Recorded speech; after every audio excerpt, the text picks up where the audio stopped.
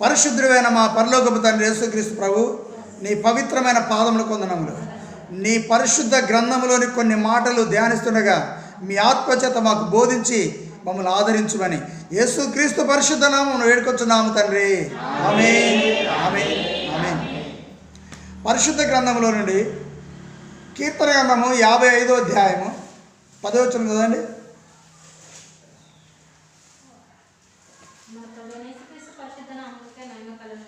ఆమేన్. రాత్రింబగళ్ళు పట్టణపు ప్రాకారముల మీద తిరుగుచున్నారు. పాపమును చెడుతనమును దానిలో జరుగుతున్నవి. యేసుక్రీస్తు నామమునకే మహిమ కలుగును గాక. వారు పట్టణపు ప్రాకారముల మీద తిరుగుతున్నారు. ఓ పట్టణం ఉంది, పట్టణము చుట్టూ కూడా ఇప్పుడు చూడండి, ఇప్పుడు చర్చి ఉన్నది. ఈ చర్చికి మనం ఏం చేసినాం? చుట్టూ ప్రాకారం వేసినామా లేదా? ఏమా ఎంతో కష్టంతో ప్రాకారాన్ని వేసినాం. సరే, ఇంకా ముందు ఇంకా ప్రాకారం పడలేదు. అయితే ఈ పట్టణపు మళ్ళీ చదవమ్మా. ఈ పట్టణము ఈ ఒక పట్టణం ఉన్నది. ఆ పట్టణము ప్రాకారముల మీద, అంటే వాళ్ళు పట్టణంలో తిరగట్లేదు, ఎక్కడున్నారు? ప్రాకారంలో తిరుగుతారు. ఆ పట్టణ ప్రాకారాల మీద వారు తిరుగుతున్నారు. పాపమును చెడుతనమును ఎక్కడ జరుగుతుంది? ఆ పట్టణములో జరుగుతున్నాయి. ఏం జరుగుతున్నాయి? పాపమును చెడుతనమును. పాపము చెడుతనము ఆ పట్టణంలో జరుగుతున్నాయి. మరి ప్రాకారముల మీద అందరూ తిరుగుతూనే ఉన్నారు, కానీ పాపము చెడుతనం మాత్రము అక్కడ జరుగుతూనే ఉన్నది. ఆ పాపాన్ని ఖండించేవారు లేరు, ఆ యొక్క చెడుతనమును ఖండించేవారు లేరు. ఆ పాపమును చెడుతనమును తొలగించుకోండి అని చెప్పేవారు లేరు. అందరూ చూస్తూనే ఉన్నారు, అందరూ మరి కనిపెడుతూనే ఉన్నారు, అందరూ కూడా బాహటంగా చూస్తారు, కానీ ఎవరును పాపము చెయ్యకండి అని చెప్పేవారు ఎవరు అక్కడ లేరు. ప్రాకారం మీద తిరుగుతున్న వాళ్ళు చెప్పట్లేదు. మరి పాపము చెడుతనం అక్కడ జరుగుతూ ఉంది. అందుకే దేవుడు యేసుక్రీస్తు ప్రభు ఈ లోకంలోకి వచ్చి, చదవండి మత్తయి సువార్త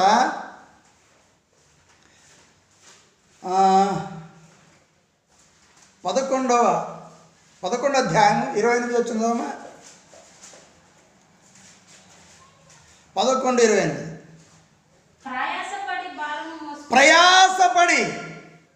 ప్రయాసపడి భారం మోసుకొనుచున్న సమస్త జనులారా నా యొద్దకు రండి, నేను మీకు విశ్రాంతి కలగజేస్తా.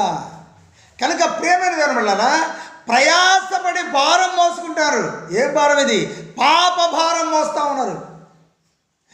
ప్రతి మనిషి ఆ పట్టణంలో నివసిస్తున్న వారు ఏం చేస్తారంటే పాపమును చెడుతనమును వారు మోసుకుంటూ తిరుగుతూ ఉన్నారు. అక్కడ మోసుకుంటా వారి పాపమును మోసుకుంటూ చెడుతనం చేసుకుంటూ వాళ్ళు ఆ పట్టణంలో తిరుగుతూ ఉన్నారు. ఎవరు వారిని ఖండించట్లేదు. అయితే ఇక్కడ మరి ఆ పట్టణములో పాపము చెడుతనం జరుగుతుంది. అయితే ఈ లోకమనే ఈ పట్టణములో, ఈ లోకమనే ఈ దేశంలో, ఈ లోకమనే ఈ ప్రపంచంలో మరి పాపము చెడుతనం జరుగుతూ ఉన్నది. పాపం చేస్తూ ఉన్నారు, చెడుతనం చేస్తూ ఉన్నారు. కనుక అందుకే ఈ లోకానికి సృష్టికర్త అయిన దేవుడు యేసుక్రీస్తుగా ఈ లోకానికి దిగివచ్చి ఆయన ఏం చెప్పిండంటే, ఓ పాప భారమును మోస్తున్న వాళ్ళరా, చెడుతనం అనే భారాన్ని మోస్తున్న వాళ్ళరా, మీరందరూ నా యొద్దకు రండి, నేను మీకు విశ్రాంతి ఇస్తా, మీ పాపమును తొలగిస్తా, మీ పాపము నుంచి మిమ్మల్ని విడిపిస్తా, మీ పాపము నుంచి ఇదిగో నేను మిమ్మల్ని విడిపించి రక్షిస్తా, మీకు విమోచన కలిగిస్తా అని యేసుక్రీస్తు ప్రభు ఈ లోకానికి వచ్చి ఆయన మనుషులందరికీ బోధించుకుంటూ ఈ లోకంలో తిరిగిండు. చూడండి, లూకా సువార్త 8వ అధ్యాయము మొదటి వచనం చూస్తే యేసు ప్రభు వెంటనే దేవుని రాజ్య సువార్త, అంటే దేవుని రాజ్య సువార్త ఏంటిదో, సువార్త ఏంటిదో తెలుసా? మీ పాపము నుంచి మీరు విడిపింపబడండి. మీ దేవుడు పరిశుద్ధుడు, మిమ్మల్ని పుట్టించిన దేవుడు నీతిమంతుడు, మిమ్మల్ని పుట్టించిన దేవుడు పవిత్రుడు, మిమ్మల్ని పుట్టించిన దేవుల్లో ఏ పాపము శాపము లేదు, ఆయన పరిశుద్ధుడు. కనుక మీ పాపమును విడిచిపెట్టండి. ఆయన వెంటనే దేవుని రాజ్య సువార్తను చెప్తాడు. ఆ సువార్తలో ఏముందో తెలుసా? నీ పాపమును విడిచిపెట్టు, నీ చెడుతనమును విడిచిపెట్టు, నువ్వు నా బిడ్డగా జీవించు, నా కుమారుడిగా జీవించు, నేనే విధంగా పరిశుద్ధంగా ఉన్నానో మీరు కూడా పరిశుద్ధులుగా ఉండండి అని ఆయన దేవుని రాజ్య సువార్తను ప్రకటిస్తూ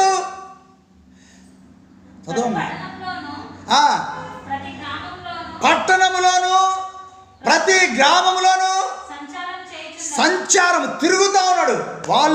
వాళ్ళు ప్రాకారం మీద తిరుగుతున్నారు, ఎవరు ఖండించట్లేదు.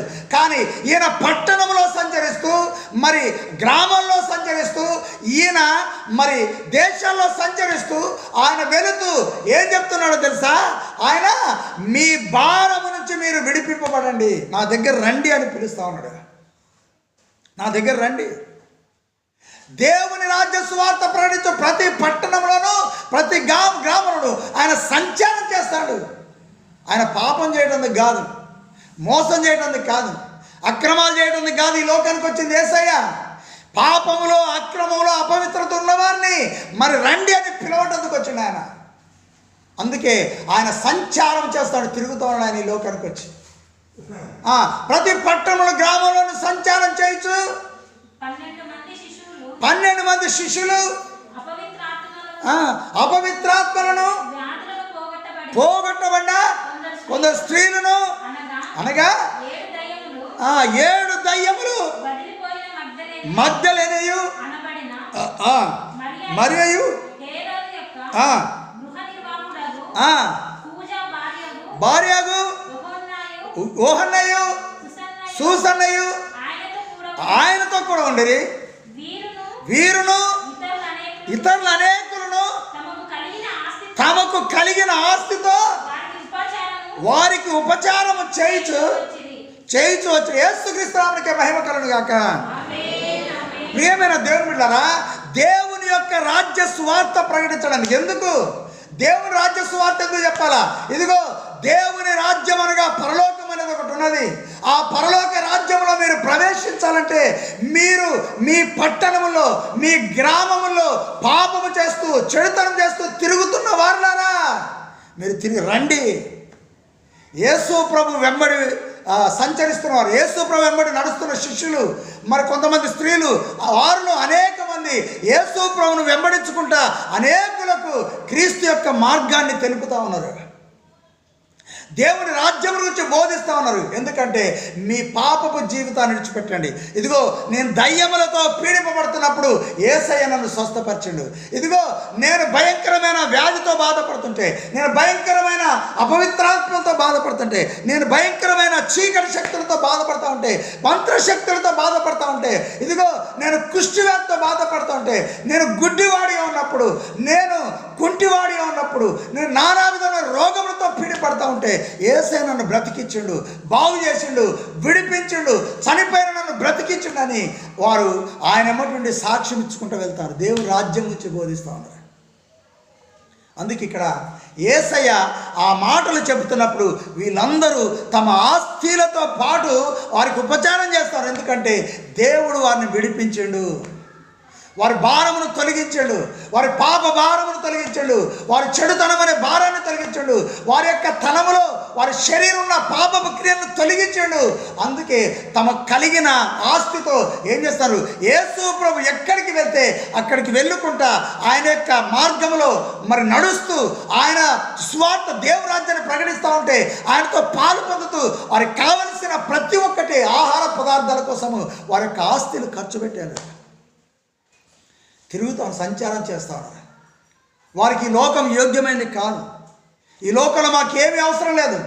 మేము దేవుని రాజ్యంలో ప్రవేశిస్తే చాలు అని ఒక ఆలోచన కలిగినటువంటి మరి ఆతృతతో యేసు ప్రభును వెంబడిస్తూ ఆయనకు ఉపచారం చేసుకుంటూ పోతా ఉన్నారు అనేక మంది. ఎందుకు? వారు విడిపింపబడ్డారు. యేసయ్య వచ్చి చెప్పాడు, ఇదిగో ప్రయాసపడి భారం మోసుకున్న సమస్త జనులారా నా యొద్దకు రండి, నేను మీకు విశ్రాంతి కలగజేస్తానంటే వారు వచ్చి వారి పాప భారం నుంచి విడుదల పొంది, చెడుతల నుంచి విడిపడి వారు విశ్రాంతి పొంది యేసయ్యను వెంబడిస్తూ ఉన్నారు. యేసయ్య ఎక్కడికి పోతే యేసయ్యతో నడుస్తూ ఉన్నారు. అయ్యో నా డబ్బులన్నీ అయిపోతున్నాయి, నేను సంపాదించిందంతా అయిపోతుంది, ఈ సువార్తకు పోతూ ఉంటే, యేసు ప్రభు గురించి చెప్పడానికి వెళ్తూ ఉంటే, దేవుని మందిరానికి వెళ్ళందుకు పోతూ ఉంటే, లేకపోతే ఇంకెక్కడ మీటింగ్ జరుగుతాడు అక్కడికి పోతూ ఉంటే నా డబ్బులన్నీ అయిపోతాయని మూలకు కూర్చోలే. వాళ్ళు కూర్చున్నారా? కూర్చోలే. ఎందుకు? యేసయ్య ఎక్కడికి పోతే, ఏ పట్టణానికి పోతే ఆ పట్టణానికి వెళ్తారు, ఏ పల్లెకి పోతే ఆ పల్లెకి పోతున్నారు, ఏ గ్రామానికి వెళ్తే ఆ గ్రామానికి మరి యేసయ్య దేవుని రాజ్య సువార్తను ప్రకటిస్తూ ఉంటే వీరు కూడా సంతోషంగా ఆయన వెంబడిస్తూ ఉన్నారు. మరి మనం కూడా ఏం చేయాలి? మరి యేసయ్యను వెంబడించాలా లేదా? ఆయన మాటలు వింటందుకు దేవుని మందిరానికి వెళ్ళాలా లేదా? ఇవాళ ఆదివారం నాడు ఇవాళ ఆదివారం నాడు చర్చికి పోకుండా ఉంటే 300 కూలి వస్తుందని చెప్పి కూలికి పోతే లాభం ఏంటిది మరి? అవునా కదా? ఇక్కడ చాలామంది లేరు, ఆ బ్యాచ్ అంతా వెళ్ళారు, కూలి పోయిన వాళ్ళు ఉన్నారు, సొంత పని చేసుకుంటుంది పోయినారు. మరి గొడ్లు ఇప్పాలని ఒక అన్న పోయిండు. ఎందుకు? ఇక గొడ్లు మధ్యాహ్నం దాకుంటే ఏమన్నా అయితే ఒక పూట ఆహారాన్ని అన్న లేకపోతే ఒక పూట వాటికి గడ్డేసి వస్తే అయిపోయి కోసుకొచ్చాం, ఓ మోపు తీసుకొచ్చి ఆడ పడేసాం అనుకో బర్రెల ముందు, ఏం చేస్తే గేదెలు తింటూనే ఉంటాయి. మనం దేవుని సంగతి వాక్యమైన వెళ్ళాలి. వీలైతే మధ్యాహ్నం తీసుకొని పోలా, లేకపోతే ఒక పూట. చూడండి ప్రియమైన దేవుని బిడ్డలారా, ఆ యొక్క యోనా కాలమందు నినివే పట్టణస్థులకు దేవుడు ఒక ఆజ్ఞనిచ్చిండు. ఇదిగో మరి యోనాకు చెప్పాడు, నువ్వు వెళ్ళి ఇదిగో 40 రోజులలో ఈ యొక్క నినివే పట్టణాన్ని నాశనం చేస్తానని పోయి చెప్పు పట్టణానికి అన్నాడు. ముందు పోలే, తప్పించుకున్నాడు. ఆ నినివే పట్టణానికి పోకుండా తర్షీషు పట్టణానికి కేవ్ తీసుకున్నాడు. కేవ్ అంటే టికెట్. మనం ఇప్పుడు టికెట్ అంటాను, ఊరు పోవాలంటే ఏం తీసుకుంటాం? టికెట్. అప్పుడు కేవ్ అంటారు. కేవ్ తీసుకున్నాడు. పోయి తర్షీషు పట్టణానికి వెళ్ళిపోతా ఉంటే సముద్రం మధ్య పోయిన తర్వాత ఇక భయంకరమైనటువంటి తుఫాను వచ్చేసింది. ఆ ఓడలో ఉన్న వాళ్ళందరూ కూడా, ఓడ నాయకుడు, ఓడను నడిపిస్తున్న వాళ్ళు, ఆ ఓడను మరి నడుపుతున్న వాళ్ళు, దాంట్లో ఉన్న వాళ్ళందరూ కూడా గడగవరంతో భయపడతారు. తుఫాను వచ్చేసింది, పెద్ద తుఫాను వచ్చేసింది. ఎవరు తట్టుకోలేకపోతారు. ఓడ పడిపోద్దా అని భయపడిపోతారు. ఓడ అల్లడి తిల్లడైపోతుంది. ఆ గాలికి అటు ఇటు ఊగిపోతుంది. మరి దాంట్లో ఉన్న సామాన్లన్నీ కూడా బయటకు వేసారు. అయినా ఓడ తల్లకిందులైపోతుంది. అసలు ఎందుకు ఈ తుఫాన్ వచ్చింది, ఎవరి కోసం వచ్చిందని వారు చీట్లు వేస్తే యోనా పేరు మీద ఉంది. యోనా గారు ఎక్కడున్నాడు? వీళ్ళ దగ్గర లేడు. అడుగు భాగాన్ని పోయి పడుకున్నాడు కింద. ఓడకి అడుగు భాగం ఉంటుంది కదా, అడుగు భాగాన్ని పోయి గాఢ నిద్ర మంచిగా నిద్రపోతాడు. ఆయన బాధ ఏంటిది? ఆయనకి ఏం బాధ లేదు. నేను దేవుని యొక్క సేవకుని, దేవుని బిడ్డని, ఆయనే నన్ను కాపాడుకుంటాడు. ఆయన చింత లేదు. కానీ ఇక్కడ గడగడ ఉరుగుతారు కదా పైన. అప్పుడు యోనా పేరు మీరు ఆయన అక్కడికి వెళ్ళారు. అసలు నువ్వు ఎవరివి, ఎక్కడి నువ్వు వచ్చినావు, అసలు నీ దేశం ఏంటిది, నీ ఊరేంటిది, నీ పట్టణం ఏంటిదయ్యా అని లేచి నీ దేవునికి ప్రార్థన చేయి. ఓడ మునిగిపోయేటట్టుంది, ఓడ నాశనం అయ్యేటట్టుంది, నీ దేవునికి ప్రార్థన చేయాలి అని చెప్పితే ఆయన లేచిండు, కూర్చోండి, ఏం మాట్లాడలేదు. ఎందుకు? నినివే పట్టణానికి పోయి సాక్ష్యం చెప్పు, స్వార్థ చెప్పామంటే తర్షీషు పట్టణానికి పోతాడు, మారిపోతాడు. ఎందుకు? నినివే పట్టణస్తులు ఒకవేళ ఆయన కొడతారనో మరి భయపడ్డాడో ఏం చేసాడో తెలియదు, తర్షీషు పట్టణానికి పారిపోతా ఉన్నాడు. మరి దేవుడు ఊరుకుంటాడా? ఆయన దేవుని ప్రవక్త ఆయన యోనా. అప్పుడు దేవుడు పెద్ద తుఫాన్ని పుట్టించి వచ్చినప్పుడు మరి ఆ నాయకులందరూ ఏం చేస్తారంటే అది తగ్గట్లేదు, నీ దేవుడికి ప్రార్థన చేయడు, వాళ్ళ దేవతలకు ప్రార్థన చేస్తారు, ఈయన దేవుడికి ప్రార్థన చేయమన్నాడు. అంటే అప్పుడు ఏం చేసినంటే చిట్టి వేస్తే ఆయన పేరు వచ్చింది. ఇక ఆయన అడిగాను ఏంటిదంటే, ఇదిగో నేను సర్వోన్నతులైన ఈ సృష్టికర్త అయినటువంటి దేవుని యొక్క సర్వోన్నతులైన దేవుని యొక్క సేవకుని అన్నాడు. గొప్పగా చెప్పుకున్నాడు. సర్వోన్నతులైన దేవుని సేవకుని, ఈ భూమి ఆకాశం సృష్టించిన సృష్టికర్త అయిన దేవుని యొక్క సేవకుని నేను. అయితే మేమేం చేయాలి? నన్ను తీసి సముద్రంలో పడేయండి, అప్పుడు తుఫాను ఆగిపోతానండి. ఎక్కడ పడేయాలంట? సముద్రంలో పడేయండి అన్నాడు. వాళ్ళు గడగడ వణుకుతా ఉన్నారు. సముద్రంలో పడేస్తే నేను సర్వోన్నతమైన దేవుని సేవకుని, మరి సముద్రంలో వేయమంటాడండి అని చెప్పేసి వాళ్ళు ఏం చేసినట్టే బలులు అర్పించి ఏం చేశారు? యోనా దేవునికి బలులు అర్పించి ఆయన తీసుకెళ్ళి, అయ్యా మేము సముద్రంలో వేస్తాను, మాకు ఏ కీడు రాకుండా సహాయం చేయమని దేవుని అడుక్కొని తీసుకుపోయి సముద్రం అట్లా పడేయగానే ఆ తుఫాను ఆగిపోయింది. సముద్రం లేగానే అక్కడ ఆయన పడేయంగానే అక్కడ తిమింగలం రెడీగా ఉన్నది. ఏంటిది? చేప పెద్ద తిమింగలం రెడీగా ఉన్నదనమాట. దేవుడు అక్కడ సిద్ధపరచుండు, తిమింగలం తీసుకొచ్చి పెట్టిండు అక్కడ. ఈ యోనాను వేయగానే నువ్వు మింగే అన్నాడు. అంతే, ఇట్లా వేయగానే ఆ చేప మింగింది. 3 రోజులు ఆ చేప కడుపులో ఉన్నాడు, ఆ తిమింగలం కడుపులే ఉన్నాడు. అప్పుడు నా దేవా నీ మాట ఇట్లా తండ్రి, నేను ఇక దీంట్లో బాధపడతా ఉన్నా. ఎందుకు మరి మింగిన తర్వాత అరగాలగా మరి ఆహారం. ఇప్పుడు ఏదైనా చేపని తినదనుకో, మనిషిని అనుకో, మరి లోపల అరిగిపోద్దా? మనం తిన్నాను అరగకపోతే పరిస్థితి ఉంది, మన పొట్ట పగిలిపోద్ది. ఏమా మనం తిన్న అన్నం తిన్నాం, పొద్దున్న తిన్నాం, మధ్యాహ్నం తిన్నాం, సాయంత్రం తిన్నాం, రేపు తిన్నాం, మళ్ళీ 3 పూట తిన్నాం, అది అరగలేదు. ఏమైంది? పొట్ట ఉంటుందా పగులుతుందా? మాట్లాడలేంది? మన కడుపు ఏమైపోద్ది? పగిలిపోతా లేదా? చచ్చిపోతాం మనం పగిలిపోయి. అది అరగాల. ఏం చేయాలి? అరగాల. మరి ఇప్పుడు చేప కడుపులో యోనా పోయిండు, మరి అరగాలా లేదా? అరగలే. మరి మనిషి అయితే దాంట్లో బ్రతికే ఉన్నాడు, మరి ప్రార్థన చేస్తా ఉన్నాడు. అయితే దేవుడు ఏం చేసినట్ట?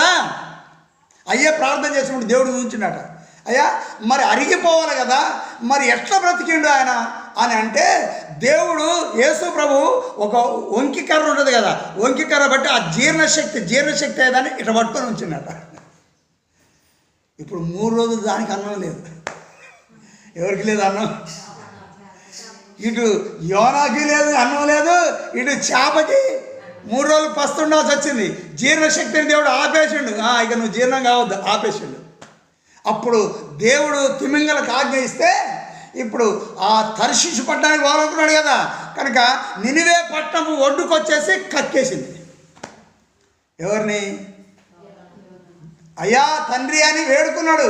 అయ్యా నేను నినివే పట్టణానికి వెళ్తా, నేను వెళ్ళి ప్రకటిస్తా, నాయన నన్ను క్షమించు, నా పాపమును క్షమించు, నా దోషమును మన్నించని ఏడుస్తూ ఉంటే, అడుగుతూ ఉంటే, ప్రార్థన చేస్తూ ఉంటే, ఆ చేప పోయి తిమింగలం పోయి ఎటుగక్కింది? నినివే పట్టణానికి పోవాలి కదా, ఆయన పోవాలి కదా, అటే గక్కేసింది ఆ ఒడ్డు మీద. 1 రోజున్నర తిరిగి చెప్పిండు. ఏమని చెప్పిండు? ఇదిగో దేవుడు యెహోవా దేవుడు ఈ యొక్క పట్టణమును నాశనం చేస్తానని చెప్పమన్నాడని చెప్పి, మరి 1 రోజున్నర పట్టణంతో 1 రోజున్నర తిరిగి చెప్పిండు. అది 3 దినాలు 6 దినాలు, ఎన్నో దినాలు పడుతుందట తిరగాలంటే, ఆ ఊరంతా నడిచిపోవాలంటే. కానీ 1 రోజంతా నడిచి, మరి 1 రోజున్నర నడిచి, మరి ఇదిగో దేవుడి యొక్క పట్టాన్ని నాశనం చేస్తానంటే, అప్పుడు ఈ మాట రాజుగారికి వినపడ్డది. ఎవరికి వినపడ్డది? రాజుగారికి వినపడ్డది. ఆ నినివే పట్టణం రాజుగారికి వినపడితే వెంటనే ఏం చేసిండు? ఇదిగో దేవుడు పట్టణాన్ని నాశనం చేస్తానంటే నాశనం అయిపోద్ది, ఇక మన పట్టణం మిగలదు. కనుక ఆయన ఒక ఆజ్ఞ జారీ చేసిండు. పురుషులు కానీ, స్త్రీలు కానీ, పిల్లలు కానీ, యవనస్తులు కానీ, మరి చంటి పిల్లలు కూడా తల్లులు పాలివ్వద్దు. ఏమేదు? చంటి పిల్లలు కూడా పిల్లలకి పాలివ్వద్దు, రాజాజ్ఞ ఇది. కనుక మీ గేదెలు, మీ పశువులకి మరి మేత వేయద్దు. మరి మీకు ఏవైతే గొర్రెలు ఉన్నాయో, మేకలు ఏమున్నాయో వాటికి మీరు మేత వేయద్దు. అన్ని ఉపవాసం, అందరూ ఉపవాసం ఉండండి, అందరూ గోనె పట్ట కట్టుకొని ధరించుకోండి, దేవుణ్ణి వేడుకోండి. మీ దుర్మార్గ క్రియలు మానుకోండి, మీ పాపపు క్రియలు మానుకోండి, మీ చెడు క్రియలు మానుకోండి, మీ తప్పిదములు మానుకోండి. ఏ పట్టణం అది? అందులో పాపం ఉన్నది. ఆ పట్టణంలో ఏం జరుగుతుంది?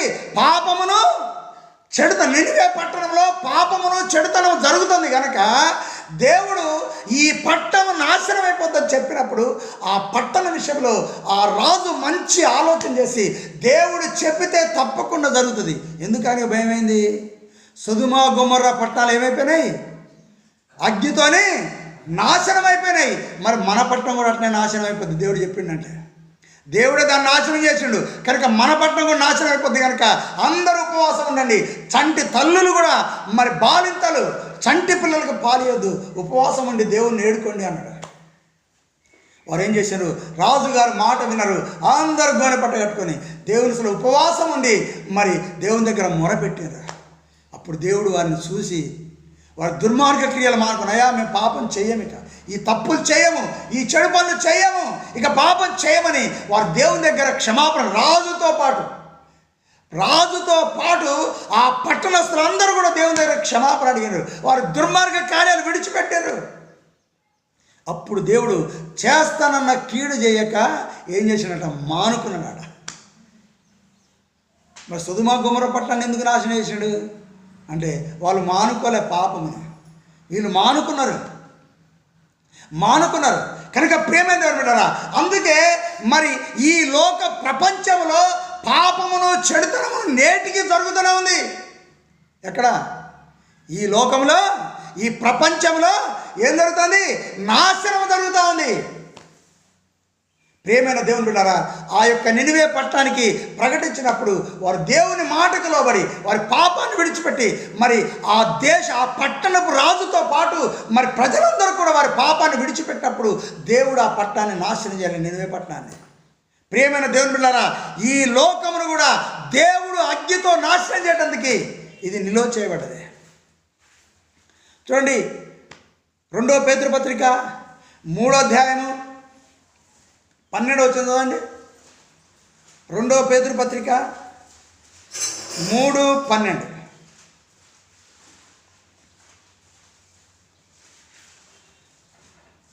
10వ వచనం చదివినా పర్వాలేదు, 10 చదవండి. అయితే ప్రభు దినము దొంగ వచ్చినట్లుగా వచ్చును, ఆ ఆకాశములు మహాధ్వనితో గతించిపోవును, పంచభూతములు మిక్కటమైన వేండ్రముతో నాశనమైపోవును, భూమియు ఏది? భూమి ఏది? మనం ఇప్పుడు నివసిస్తున్నప్పుడు భూమి మీద ఉన్న కృత్యములను కాలిపోవను, ఇవన్నీ లయమైపోవును. కనుక ఆకాశములు రౌలుకొని కాలిపోనట్టు,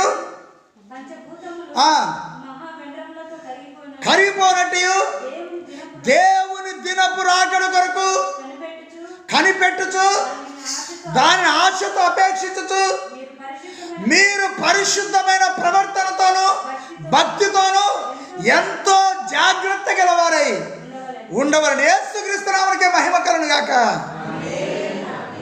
ఈ రెండవ రాకడకి తర్వాత జరిగేది ఇదే. ఈ యొక్క భూమి మీద ఉన్న కృత్యములు, ఆకాశములు, ఈ యొక్క పంచభూతములు అన్నీ కూడా కాలిపోతాయి, నాశనం అయిపోతాయి, వేండ్రముతో లయమైపోతాయి. ఏదీ మిగలదు. దేవుడి భూలోకాన్ని నాశనం చేయడానికి ఒక సమయాన్ని ఏర్పాటు చేసి ఉంచాడు. కనుక అందుకే యేసయ్య వచ్చి సువార్త ప్రకటిస్తాడు.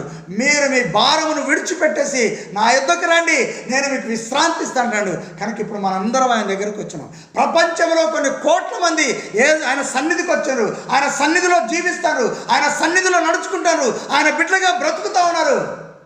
కానీ యేసు ప్రభువును నమ్మి పరిశుద్ధంగా జీవించేవారు లేని అన్యజనులు కొన్ని కోట్ల మంది ఉన్నారు. చాలా కోట్లు ఉన్నాయి.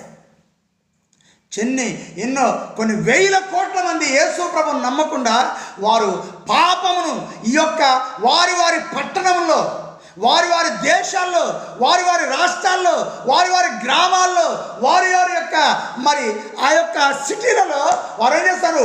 పాపమును మరి చెడుతనమును అక్కడ జరుగుతూ ఉన్నాయి. కనుక దేవుడు నాశనం చేసే దినం ఒకటి ఉన్నది. అందుకే మీ జీవితాలు మార్చుకోండి, నా యొద్దకు రండి, ఆ శిక్షను తప్పించుకోండి అని యేసయ్య బోధిస్తాను. కనుక ఇప్పుడు ఏం చేసినాం? ఈ గంగారంలో నుండి కొంతమంది ఏమైనాం? ఎక్కడికి వచ్చినాం? ఎక్కడికి వచ్చినాం? యేసయ్య దగ్గరికి వచ్చినావా లేదా? ఏం తప్పించుకుంటాందుకు? ఈ లోకానికి వచ్చే నాశనము తప్పించుకుంటాందుకు ఇప్పుడు గంగారంలో చాలామంది ఉన్నారు. ఏం జరుగుతుంది? పాపము చెడుతనం జరుగుతుంది. ఇల్లందులో పాపము చెడుతనం జరుగుతుంది. ఇల్లందు పట్టణంలో, హైదరాబాద్ పట్టణంలో పాపము చెడుతనం జరుగుతూ ఉంది. ఇట్లా ప్రతి పట్టణంలో పాపము చెడుతనం జరుగుతూ ఉంది. అయితే యేసయ్య మాటలు విని ఎవరైతే యేసయ్య నమ్ముకుంటా ఉన్నారో దేవుడు వాళ్ళని రక్షిస్తాడు, వాళ్ళని ఆయన రాజ్యానికి సిద్ధపరుస్తాడు. మరి మిగతా వాళ్ళంతా ఏమైపోతారు? ఏమైపోతారు? మంచినీళ్ళు తాక్కుంటా అన్నం తినకుండా ఉంటారా? ఏమైపోతారు చెప్పండి? ఏమైపోతారమ్మా? మరి ఆ మాట రావట్లేదు మీకు? ఏమైపోతాం? నాశనం అయిపోతాం. సొదొమ గొమొర్రా పట్టణస్తులు మొత్తం కాలి మాడి మసిపోయారు. కానీ నినివే పట్టణస్తులు ఎందుకు రక్షింపబడ్డారు? మరి ఎందుకు? వాళ్ళ జీవితాలు మార్చుకున్నారు. ఉపవాసం ఉండి అయ్యా మమ్మల్ని క్షమించమన్నాడు. అందుకే దేవుడు ఆ పట్టణాన్ని నాశనం చేయాలి. మరి ఈనాడు ఈ యొక్క గ్రామస్తులే కావచ్చు, పట్టణస్తులే కావచ్చు, ఈ యొక్క దేశాలు రాష్ట్రాలు కావచ్చు, ఎవరైతే మరి రాజు నుంచి మొదలుకుంటే చిన్నవాడి నుంచి పెద్దవాడి వరకు అందరూ కూడా వారి జీవితాలు మార్చుకున్నాడు కనుక ఆ పట్టణం నాశనం కాలే. మరి ఇక్కడ ఈ గ్రామంలో ఎంతమంది రక్షింపబడరు? ఒక 20 కుటుంబాలు రక్షింపబడవచ్చు. ఇల్లందులో కొన్ని ఒక 1000 కుటుంబాలు రక్షింపబడి ఉండొచ్చు. ఇట్లా ఒక్కొక్క పట్టణంలో కొంతమంది రక్షింపబడ్డారు. మరి ఆ పట్టణాన్ని దేవుడు కాపాడతాడా? నాశనం చేస్తాడు. పట్టణాన్ని ఉంచాడు. ఎవరిని కాపాడతాడు? మరి ఆయన నమ్ముకున్న వాళ్ళని కాపాడతాడు. ఇప్పుడు సొదొమ గొమొర్రా పట్టణం ఉన్నది. దేవుడు నాశనం చేయడానికి తన దూతలు పంపించినప్పుడు అక్కడ నీతిమంతుడైన లోతు కుటుంబం ఉంది. ఆ కుటుంబాన్ని ఏం చేశారు? దూతలు బయటికి తీసుకొని వెళ్ళిపోయారు. ఇదిగో దేవుడు అగ్నిని కురిపించి పట్టణాన్ని నాశనం చేస్తాడు కనుక ఇదిగో మీరందరూ కూడా రండి నాతో అని చెప్పి వాళ్ళ చేతులు పట్టుకొని గుంజుకొని పోయాడు. ఇదిగో ఆ గుట్ట దగ్గరికి, ఆ కొండ దగ్గరికి వెళ్ళాలంటే అయ్యా ఈ సోయర్ అనే గ్రామం దగ్గర ఉంది, ఆడికి పోతామంటే సరే మీరు ఆడికి పోయేంతవరకు దీన్ని నాశనం చేయమన్నారు.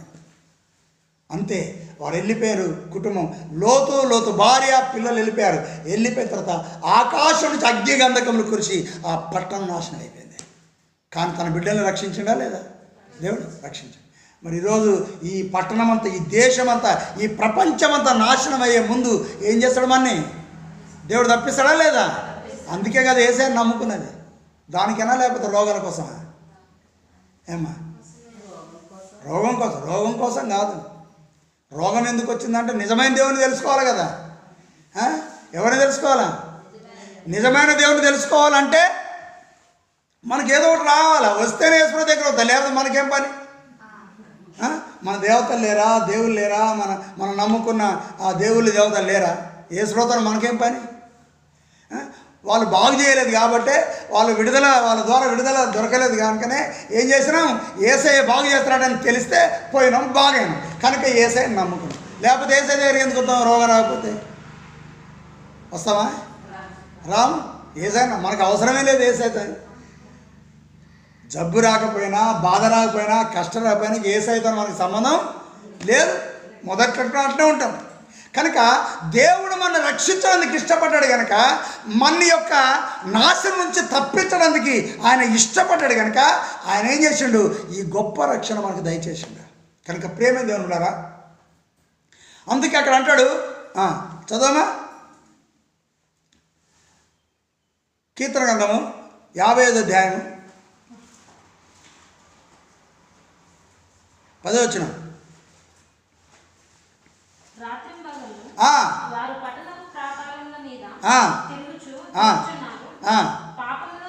పాపమును చెడుతనమును అందులో జరుగుతూ ఉన్నాయి. కనుక ప్రేమ ఏంటంటే ఆనాడు ఏ విధంగా అయితే జరిగినాయో ఈనాడు కూడా ఈ ప్రపంచంలో పాపమును చెడుతనం జరుగుతుంది. ఒకరోజు ఈ ప్రపంచాన్ని దేవుడు నాశనం చేయడానికి అగ్ని కోసం నిల్వ చేసి ఉంచాడు. అయితే మనం ఇప్పుడు తప్పించబడాలంటే ఆ పేతురు పత్రికలో మనం చదివినట్లుగా ఏమి కలిగి ఉండాలా? దేవుని యందు భయభక్తులు కలిగి చెడుతనమును విసర్జించి మరి ఆయన దేవుని రాకడ కొరకు ఎదురు చూస్తూ, కనిపెడుతూ, ఎదురు చూస్తూ, ఆశతో అపేక్షించు, పరిశుద్ధమైన ప్రవర్తనతోనూ భక్తితోనూ ఎంతో జాగ్రత్త కలిగి ఉండాలా. ఎందుకంటే ఈ పట్టణానికి, ఈ లోకానికి, ఈ ప్రపంచానికి వచ్చే నాశనం నుంచి మనం తప్పించుకోవాలా. మన తండ్రి రాజ్యంలో ప్రవేశించాలంటే, మన యేసయ్య ఉన్న ఆ రాజ్యానికి మనం వెళ్ళాలంటే, ఆ పరలోకంలో మనం ప్రవేశించాలంటే మనం ఈ విధంగా పరిశుద్ధంగా, భక్తిగా, నీతిగా ఉండాలా. అందుకే ఒక మాట చదవండి, పేతురు పత్రిక, మొదటి పేతురు పత్రిక 1వ అధ్యాయము 14 వచ్చింది చదవండి. 14 వచ్చింది. నేను పరిశుద్ధుడైనాను గనుక మీరును పరిశుద్ధులైనడి వ్రాయబడినది. కాగా మీరు విధేయులకు పిల్లలై మీ పూర్వపు అజ్ఞాన దశలో మీకుండిన ఆశను అనుసరించి ప్రవర్తింపక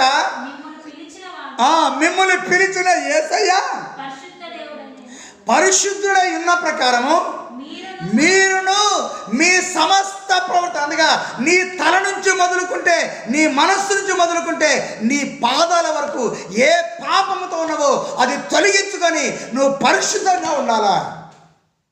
అందుకంటాడు, ఇదిగో మీ సమస్త ప్రవర్తన యందు మీరు పరిశుద్ధులై ఉండండి. ఈరోజు మరి ఆ విధంగా తీర్మానం చేసుకుంటే, ఆ విధంగా తీర్మానం చేసుకున్న మనము ఆయనకి నమ్మకస్తులుగా ఉండాలి. ఇంకెవరైతే ఈ ప్రపంచంలో ఏ మనిషి అయినా సరే పాపముతో, చెడుతనం చేస్తూ, పాపం చేస్తూ మీరు బ్రతుకుతున్నారా, ఈరోజు యేసయ్య దగ్గర రండి. ఆయన నీ భారమును తొలగించి, నీ పాపమును తొలగించి, నీ చెడుతనం తన రక్తంతో శుద్ధి చేసి, ఇదిగో ఆయన రాజ్యంలోనికి నేను తీసుకొని పోవడానికి ఆయన ఇష్టపడుతున్న దేవుడు. మోకరించండి, ప్రార్థన చేద్దాం. ప్రియమైన దేవుని బిడ్డలారా, ఈరోజు ఒక్కసారి ప్రపంచంలో నివసిస్తున్న